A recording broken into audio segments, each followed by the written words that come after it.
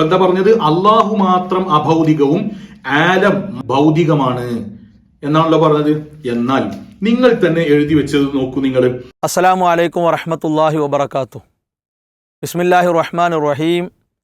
അൽഹംദുലില്ലാഹി റബ്ബിൽ ആലമീൻ വസ്സലാത്തു വസ്സലാമു അലാ റസൂലിഹിൽ അമീൻ വഅലാ ആലിഹി വഅസ്ഹാബിഹി അജ്മഈൻ. അമ്മാ ബഅദ്.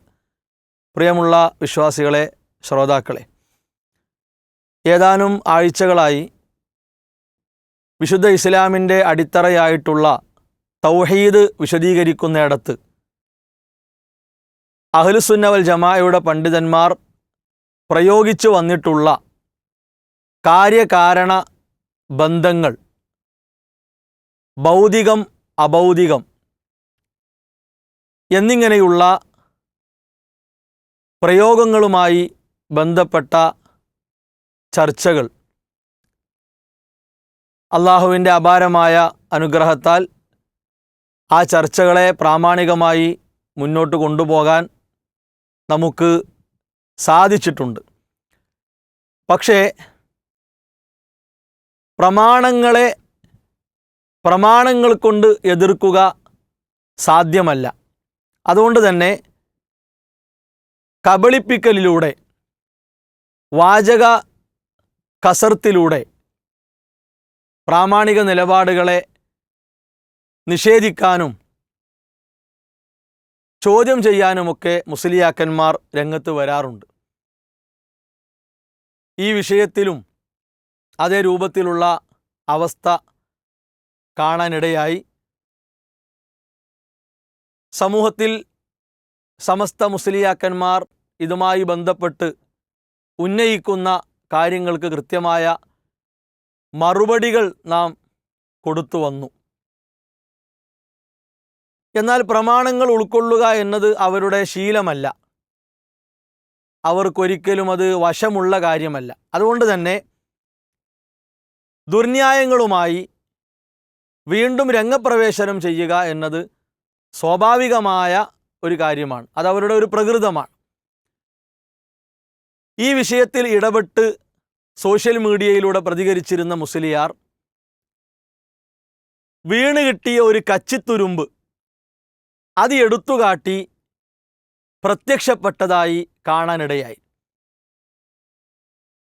കാര്യകാരണ ബന്ധങ്ങൾക്ക് അധീനം, ഭൗതികം അഭൗതികം, തൗഹീദും ശിർക്കും വേർതിരിച്ച് മനസ്സിലാക്കാനുള്ള ഒരു എളുപ്പ വഴി അഹ്ലുസുന്ന വൽ ജമാഅയുടെ പണ്ഡിതന്മാരുടെ ഗ്രന്ഥങ്ങളിലെല്ലാം നമുക്ക് കാണാൻ കഴിയുന്ന ഒന്നാണ്.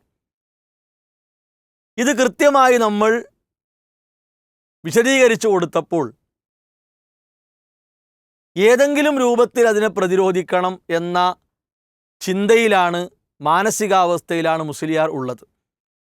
ഏതായിരുന്നാലും അദ്ദേഹം കൊണ്ടുവന്ന ആ ഒരു കച്ചിത്തുരുമ്പ് അദ്ദേഹത്തിൻ്റെ സംസാരത്തിലൂടെ തന്നെ നമുക്ക് കേൾക്കാം. അൽ ഇസ്ലാഹ് മാസിക 2013 ഫെബ്രുവരി മാസത്തെ അൽ ഇസ്ലാഹ് മാസിക, ഈ അൽ ഇസ്ലാഹ് മാസികയിലെ 40ാമത്തെ പേജിൽ ഇപ്പൊ എന്താ പറഞ്ഞത്? അള്ളാഹു മാത്രം അഭൗതികവും ആലം, മാസിവൽ ബാരിയായ ആലം, അല്ലെ, മാസിവൽ ബാരിയായ ആലം ഇതെന്താണ്? ഭൗതികമാണ് എന്നാണല്ലോ പറഞ്ഞത്. എന്നാൽ നിങ്ങൾ തന്നെ എഴുതി വെച്ചത് നോക്കൂ നിങ്ങൾ. മരണപ്പെട്ടുപോയ മനുഷ്യന്മാർ ഈ ലോകവുമായിട്ട് യാതൊരു ബന്ധവുമില്ല. ആത്മാക്കളുടെ ലോകമെന്നത് അഭൗതിക ലോകമാണ്. ഇപ്പൊ നിങ്ങൾ എന്താ പറഞ്ഞത്? അല്ലല്ലാത്തതൊക്കെ ഭൗതികമാണെന്നാ പറഞ്ഞത്. ഇപ്പൊ ആത്മാക്കളുടെ ലോകം അഭൗതികമായി. അപ്പോൾ ആത്മാക്കളെ നിങ്ങൾ അള്ളാഹുവിലേക്ക് പങ്കു ചേർക്കുകയല്ലേ ചെയ്തത്? ഇവിടെ മുസ്ലിയാർ എടുത്തുകാട്ടിയത് 2013 ഫെബ്രുവരിയിലെ അൽ ഇസ്ലാഹ് മാസികയാണ്. ആ മാസികയിൽ വന്ന ലേഖന 40ാമത്തെ പേജിൽ നിന്ന് അയാൾ വായിച്ചു. എന്താ വായിച്ചത്?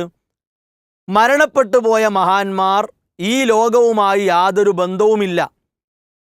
ആത്മാക്കളുടെ ലോകമെന്നത് അഭൗതിക ലോകമാണ്. അപ്പോൾ ഇവിടെ അഭൗതികമെന്ന് കണ്ടപ്പോൾ സൃഷ്ടികളെല്ലാം ഭൗതികമാണ്, അള്ളാഹു അല്ലാത്ത അവൻ്റെ സൃഷ്ടികളെല്ലാം ഭൗതികമാണ് എന്ന് നമ്മൾ പറഞ്ഞ ആ പ്രയോഗം മുന്നിൽ വെച്ചിട്ട് ആത്മാക്കളുടെ ലോകം അഭൗതികമാണെന്ന് പറയുമ്പോൾ നിങ്ങൾ നിങ്ങൾക്ക് തന്നെ എതിരാവുകയല്ലേ? നിങ്ങൾ നിങ്ങൾക്ക് തന്നെ മറുപടി പറയുകയല്ലേ എന്ന രൂപത്തിലാണ് മുസ്ലിയാരുടെ ചോദ്യം. യഥാർത്ഥത്തിൽ അവിടെ അഭൗതികം എന്ന് പറഞ്ഞത് സാക്ഷാൽ അഭൗതികമല്ല, ആപേക്ഷികമായ അഭൗതികമാണ്. നമുക്ക് കാണാൻ കഴിയില്ല എന്ന രൂപത്തിലുള്ള അഭൗതികമാണ്. അല്ലാതെ അല്ലാഹു സുബ്ഹാനഹു വ തആല മാത്രമായി ഇടപെടുന്ന അഭൗതിക വഴി എന്നല്ല, അഭൗതിക ലോകം എന്നല്ല. ഈ കാര്യം കൃത്യമായി പഠിക്കാത്ത മുസ്ലിയാർക്ക് മനസ്സിലായിക്കൊള്ളണമെന്നില്ല. എന്നാൽ അള്ളാഹുവിൻ്റെ തൗഫീഖിനാൽ തൗഹീദിനെ കൃത്യമായി കേൾക്കുകയും വായിക്കുകയും ചെയ്യുന്ന ആളുകൾക്ക് അത് വ്യക്തമായി കിട്ടും. ഏതായിരുന്നാലും മുസ്ലിയാർ ഉദ്ദേശിച്ച അഭൗതികമല്ല അവിടെ. മുസ്ലിയാർക്ക് വേണമെങ്കിൽ ആ മലയാള വരികളെ ആ രൂപത്തിൽ വ്യാഖ്യാനിച്ചൊപ്പിക്കാം. ഗ്രന്ഥങ്ങളിൽ തിരിമറി നടത്തുന്ന ഇവർക്കുണ്ടോ മലയാള വരികളിൽ തിരിമറി നടത്താനും കബളിപ്പിക്കാനും പ്രയാസം? ഒരിക്കലുമില്ല. അവരതിൻ്റെ പിന്നാലെ പോകും. അൽ ആലം, ലോകം എന്നതിനെക്കുറിച്ച് മഹാനായ ഇബ്നു കസീർ റഹിമഹുല്ല പറഞ്ഞ നിർവചനം അള്ളാഹുവിന് പുറമേ ഉള്ള എല്ലാം, അള്ളാഹു അല്ലാത്ത എല്ലാം ആലമാണ്. നമുക്ക് കാണാൻ കഴിയുന്നതും കാണാൻ പറ്റാത്തതും അതിലുണ്ടാകും. നമ്മുടെ പ്രകൃതി കൊണ്ട് കാണാൻ പറ്റാത്തത് യഥാർത്ഥ അഭൗതികമല്ല, അത് ആപേക്ഷികമായ അഭൗതികമാണ്. ഈ കാര്യം മുസ്ലിയാർ മനസ്സിലാക്കിയിരുന്നെങ്കിൽ ഈ കച്ചിത്തുരുപ്പ് എടുത്തു കാട്ടി വരികയില്ല. ശരി, ഇനി മൂപ്പൻ എന്താണ് പറയുന്നത് കേൾക്കുക. ഇനി വേറെ അതിനേക്കാൾ രസകരമായ കാര്യം നിങ്ങൾ നോക്കൂ. ആത്മാക്കളുടെ ലോകം എന്നത് അഭൗതിക ലോകമാണ്. അതിനാൽ എന്ന് പറഞ്ഞാൽ ആത്മാക്കളുടെ ലോകം അഭൗതികമായതിനാൽ തന്നെ അവരിൽ നിന്ന് സമസ്തക്കാർ പ്രതീക്ഷിക്കുന്ന സഹായം അഭൗതിക സഹായമാണ്. അഭൗതികമായി സഹായിക്കാൻ അള്ളാഹുവിന് മാത്രമേ സാധ്യമാവുകയുള്ളൂ. നോക്കൂ നിങ്ങൾ, ശേഷമുള്ള വരി മൂപ്പര് വായിക്കുകയാണ്. അതിനാൽ തന്നെ അവരിൽ നിന്ന് സമസ്തക്കാർ പ്രതീക്ഷിക്കുന്ന സഹായം അഭൗതിക സഹായമാണ്. അപ്പോ അല്ലാഹു അല്ലാത്ത എല്ലാം ഭൗതികമാണെങ്കിൽ എങ്ങനെയാണ് അഭൗതിക സഹായം എന്ന് ഇത് വരിക? അപ്പൊ നിങ്ങൾക്ക് എതിരല്ലേ? പ്രിയപ്പെട്ട മുസ്ലിയാരെ, മരിച്ചവരോട് നിങ്ങൾ ചോദിക്കുന്ന കാര്യം എന്താ? മരിച്ചവരെ നേരിട്ട് വിളിക്കുന്നു. നിങ്ങൾ എന്താണ് അതിലൂടെ ആഗ്രഹിക്കുന്നത്? അവർ സഹായിക്കുമെന്നല്ലേ? പ്രാർത്ഥന കേൾക്കാനും അതിന് ഉത്തരം നൽകാനും കഴിവുള്ളവൻ ആരാണ്? അല്ലാഹു അല്ലേ? മരിച്ചവരോട് നിങ്ങൾ സന്താന സൗഭാഗ്യത്തിനു വേണ്ടി ചോദിക്കുന്നു, ആഗ്രഹ സഫലീകരണത്തിനു വേണ്ടി ചോദിക്കുന്നു. നിങ്ങളെ വിശ്വാസപ്രകാരമാണ് അൽ ഇസ്ലാഹു മാസികയിലൂടെ കാര്യം പഠിപ്പിച്ചത്. നിങ്ങളെ വിശ്വാസം എന്താണ്? മരണപ്പെട്ടവർ അഭൗതിക മാർഗത്തിലൂടെ സഹായിക്കും എന്നാണ്. ഏത് പ്രശ്നങ്ങളിലും ഇടപെടാൻ അവർക്ക് സാധിക്കും എന്നാണ്.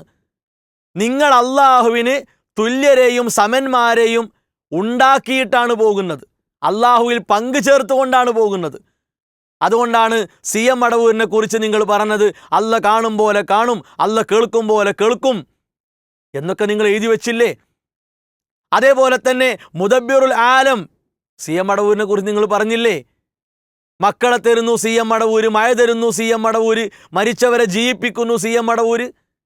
ഇതെല്ലാം ആരുടെ കഴിവാണ്? ഈ കാര്യത്തിൽ അള്ളാഹ്ക്ക് തുല്യരായി സമന്മാരായി ആരെങ്കിലും ഉണ്ടോ? ഒരിക്കലും ഇല്ല. പിന്നെയോ സൂറത്ത് തഹരീമിലെ വൽ മലായികതു ബഅദ ദാലിക എന്ന ആയത്ത് ദുർവ്യാഖ്യാനിച്ചുകൊണ്ട് സാക്ഷാൽ നിങ്ങളുടെ പണ്ഡിതനായിരുന്ന നെല്ലിക്കുത്തി ഇസ്മായിൽ മുസ്ലിയാർ എന്താ കാട്ടിയത്? മലക്കുകളും അഭൗതിക മാർഗത്തിലൂടെ സഹായിക്കും എന്നല്ലേ വ്യാഖ്യാനിച്ചു കൊണ്ടുവന്നത്. അപ്പോൾ നിങ്ങൾ പടച്ചുണ്ടാക്കിയ അഥവാ ലോകത്ത് ഷിയാക്കൾ പ്രചരിപ്പിച്ച, ഷിയാക്കൾ കൊണ്ടു നടന്ന കൊടുത്ത കഴിവ് എന്ന ആ വ്യാജമായ വിശ്വാസത്തെ വെളുപ്പിക്കാൻ വേണ്ടി നിങ്ങൾക്ക് ആയത്തുകൾ ദുർവ്യാഖ്യാനിക്കേണ്ടി വന്നു. മാത്രവുമല്ല, ഇവിടെ അതിൻ്റെ ഭാഗമായി ഇമാം റാസി റഹിമഹുല്ല പറഞ്ഞ കാര്യം, ഇമാം നവവി റഹിമഹുല്ല പറഞ്ഞ കാര്യം, അതെല്ലാം പറഞ്ഞിരുന്നു. അപ്പോൾ നമ്മൾ പറയുന്ന കാര്യകാരണ ബന്ധങ്ങൾക്ക് അപ്പുറം എന്ന് ഉൾക്കൊള്ളാൻ മുസ്ലിയാർക്ക് വയ്യ. കാരണങ്ങൾ കൂടാതെ കാരണങ്ങൾ ഉണ്ടായി എന്നൊക്കെ മൂപ്പർക്ക് അംഗീകരിക്കാൻ പറ്റും. ഇത് രണ്ടും മുസ്ലിയാരെ ഒന്നാണ്. ആ ആയത്തുകളെല്ലാം സൂറത്തുൽ ഫാത്തിഹ ആകട്ടെ, അതേപോലെ തന്നെ ഇദാ സഅൽത ഫസ്അലില്ല എന്ന ഹദീസ് ആകട്ടെ, ഏതും തൗഹീദും ഷിർക്കും എന്താണെന്ന് പഠിപ്പിക്കുന്ന കാര്യങ്ങളാണ്. അപ്പോൾ നിങ്ങൾ ഉരുണ്ടു മറിഞ്ഞിട്ട് കാര്യമില്ല, കബളിപ്പിച്ചിട്ട് കാര്യമില്ല. നിങ്ങൾക്ക് കിട്ടിയ കച്ചിത്തുരുമ്പ് കൊണ്ട് എന്തോ നേടാൻ സാധിച്ചു എന്ന് വിചാരിച്ചിട്ടും കാര്യമില്ല. അതൊക്കെ വ്യർത്ഥ്യമാണ്, വ്യാമോഹങ്ങൾ മാത്രമാണ്. അതിനാൽ കൃത്യമായ പ്രമാണങ്ങളിലേക്ക് നിങ്ങൾ മടങ്ങിയാൽ ഇൻഷാ അല്ലാഹ് നിങ്ങൾക്ക് ഒരു തുറവി കിട്ടും. ആ തുറവിയിലൂടെ പ്രവേശിച്ചാൽ നിങ്ങൾക്ക് തൗഹീദുള്ളവരായി മുന്നോട്ട് പോകാം. ഷിർക്കിനു വേണ്ടി ഒരുക്കപ്പെടുന്ന ജാറങ്ങൾ, മക്ബറകൾ, മാലകൾ എല്ലാം ഒഴിവാക്കി യഥാർത്ഥ സിറാത്തുൽ മുസ്തഖീമിലേക്ക് പ്രവേശിക്കാം. അള്ളാഹു നിങ്ങൾക്ക് അതിനുള്ള തൗഫീഖ് പ്രദാനം ചെയ്യുമാറാകട്ടെ. വസല്ലല്ലാഹു അലാ മുഹമ്മദ് വഅലാ ആലിഹി വഅസ്ഹാബിഹി അജ്മഈൻ വൽഹംദുലില്ലാഹി റബ്ബിൽ ആലമീൻ.